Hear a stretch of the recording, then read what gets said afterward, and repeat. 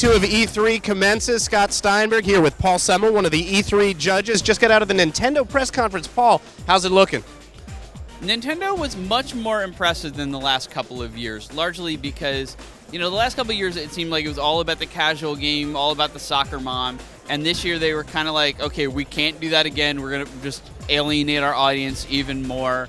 So they busted out, a couple new Marios, a new Metroid. They even went so far as to show the Resident Evil gun shooter Darkside Chronicles and Dead Space Extraction, which they wouldn't have done last year or the year before, which was kind of impressive. Although the one thing I kept thinking as I was watching the presentation was Nintendo's press conferences used to be very boisterous, almost, like tent revivals. Like every time they would announce a game, there'd be like a big cheer. And you really didn't get that until they announced Mario Galaxy 2 and this new Metroid that they're doing. What do you think about these new fitness peripherals? So obviously, if you want to get in shape, you got the Wii Fit Plus, right? The new balance board games, and on top of this, you get a vitality sensor to make sure that you still have a pulse. What do I think of the fitness thing? What do I think of the fitness thing? Pan camera down. I couldn't care less. I mean, it's nice that they're doing that. It's obviously worked for them. Wii Fit, as they said, is sold really, really well. Although everybody I know who's gotten one has given up on it in 3 months, like every other exercise machine they've ever bought.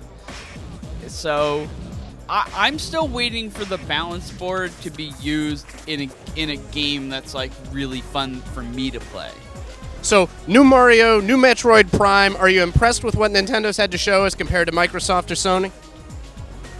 Well, Sony hasn't happened yet, so I can't comment on that. My tastes tend to run more to Xbox stuff.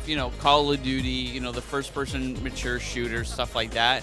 But like I said, this was much more interesting to me than like the last couple of years. I mean, I'm interested in Dead Space. I'm definitely going to play that one. I'm interested in the Resident Evil.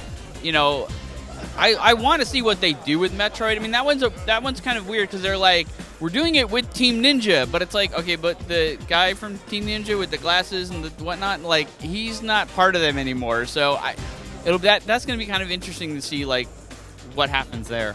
All right, E3, Team Ninja without Itagaki, Nintendo, the adventure continues. We'll see you in a few.